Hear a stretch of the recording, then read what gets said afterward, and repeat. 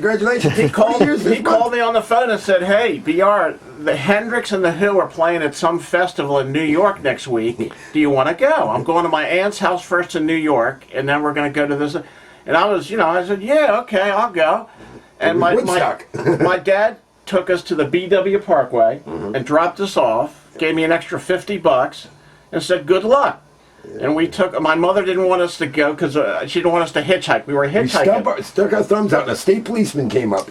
Yeah. And he pulled over and came out of the car, and he said, "Boys, I hope you're not hitchhiking. Hitchhiking's illegal on the interstates in Maryland." He said, "You see that exit? I'm going to go up to that exit and turn around and come back, and I better not see you guys here hitchhiking. You walk up that ramp and get out of here."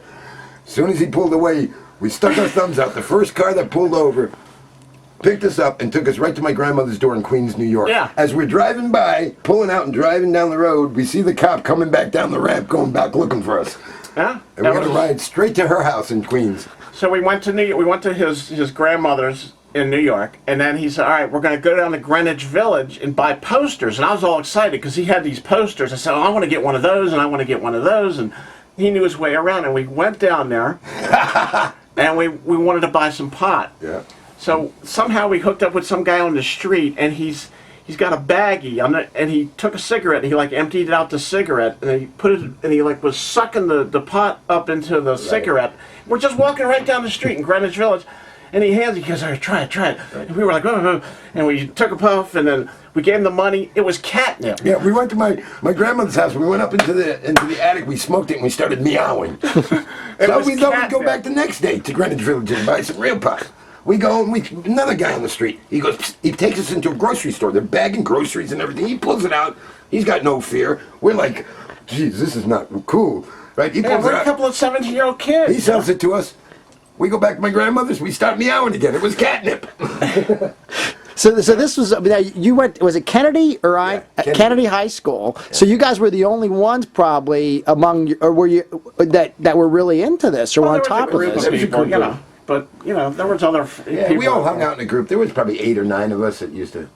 But it was like, here's this guy, so we were just great friends from that day on, and we, thank God, because if he hadn't called me to go to Woodstock, I probably wouldn't have gone. No, I'm sure. But you guys, now you hitchhiked up the wood. Now the thing is, the chronology though is you had already been to Laurel Pop, so that was the Atlantic City. Right. But the Laurel Pop thing kind of was in the middle of the summer, and then Atlantic City was, I guess, it was a few weeks later, and then after that. The Woodstock thing. What I'm fascinated with about Woodstock, Atlantic City. Here's the these are the chronology here is you've got like Laurel Pop. I mean Laurel Pop was first. There you go. Yeah. Okay.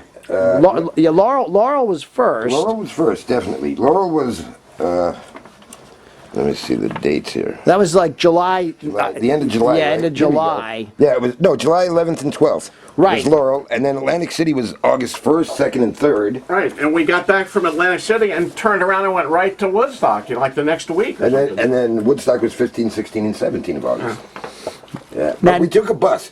We were taking a bus. We just get on a bus and go upstate New York. On my website, I have the ticket. It's New York City to Harriman, New York. Yeah. Short line, it says. I got the ticket stub, and we took the bus, and we got off and started we must have got 20 miles from Woodstock, and the bus driver says, "Everybody out, we can't move anymore." And we made a sign. What was that sign say? It had a peace sign on it and something. We made this fancy peace sign or something. We painted it, and we left it on the bus. Yeah, it was really nice, too. It was really nice. It's an artifact. That's so funny. But then we had to start walking. We'd get rides, and on the hoods of cars, people be sitting on the back and the front, and you'd just be going slow. And I said, "Fuck this." Yeah, we just got off and walked. Ways, and then the cars would start moving. So people would just hop up on a car, and everybody was hippies. So and then you drive for a quarter mile, and then they'd all stop again, and we'd get off and start walking again. So luck has it that we come up to the back of the stage. It's fenced in, and we don't have tickets. We were too cheap. We didn't have the money, right? No, we didn't have the money, so we figured we're going to crash this, right? I see all these people up at this gate, swarms, just a wave of people going through. I said, "Well, that's the gate where they're taking tickets." There was a chain link fence. We had a duffel bag. We had posters that we bought in the village. Yeah. I had canned goods and everything. Yeah, we had food. We had enough for a week because we were in New York for a few days earlier. So anyway, we throw it over the fence. We climb up, jump over the fence, you know, and we Cut ourselves we, and stuff. Yeah, we two big smiles, and this hippie standing there sitting there smoking a joint, and he goes, "Hey man, it's a free festival. You could have walked in up there." Yeah, he says everybody's just walking in right up there. He says, We thought we're the only two who snuck in. but the good thing about it was right behind the stage, so we just went right up front, and we were up front for all 3 we days. sat right under those towers. If you see the movie, there's two towers where the lights were. We were. If they're Stage on the left. stage, we were on the one on the right, Yeah, right but that below stage it. left. Yeah, we were. So that just happened. That was just your luck at it. That's We where you just came went out. into the crowd. We were like even with the stage, and we Stage just right. sat down, and that was it. We sat there for 3 days. Except for on Monday morning when all the people had to leave to go to, thinned out, we were second, like right down on the stage, right in front of Hendrix. When Hendrix is Right playing, in we're front of him. standing right there. So I've looked a million times at the videos and the DVD, freeze framing and looking at people Yeah. and trying to see beats and Well, trying to. people say they can see us. Or I don't me. know. I've never been able to And find there's us. a picture in the Life magazine special of Woodstock that I've got somewhere that supposedly I'm in that too, but I can't find it. Yeah. That's I don't know what it so is. you guys were 17 or roughly, I yeah. was 17. I was So, 17. so you were there other people your age there about, or was it? What, at Woodstock? Yeah, There were I mean, There was everything. There was Yeah. kids. There was everything. Was there? You saw the hippie movie. families, yeah, but But there was some stuff like you see in the movie, people bathing in a lake somewhere. So, we never saw any. I never saw any of that. Heck no, we were afraid to leave our spot. It'd take 5 hours to get anywhere. We would had to take turns, tiptoe. like going to the bathroom. So Right. one of us would leave to go get something to eat and go to the bathroom. So that was like a 2-hour Yeah, excursion. we didn't want to lose our space. We had great viewing space. And then he'd come back, and then I'd go off for Yeah. 2 hours, wandering around looking for something to eat. Yeah, and you'd going have to to the wait bathroom. an hour in line at a U-Haul truck to get a cheese sandwich. And then after a couple of days, they were giving free food away, like rice and raisins and Yeah. nuts. The hippies came That was out. the hog farm, I think. Yeah, Yeah, with and the they started gravy and feeding people, so we Yeah. went and got some of that.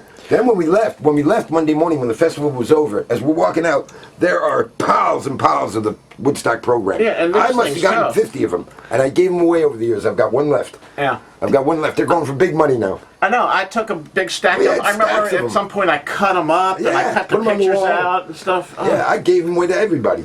so now, but you had brought posters from Greenwich Village. I don't understand. How'd you keep those from getting ruined? Or, I don't know. They were rolled up in They were a. rolled in yeah, I plastic or see. something. Something Okay, in plastic back in I those see. days. I see. I had Yeah. a Cream poster and a Hendrix poster.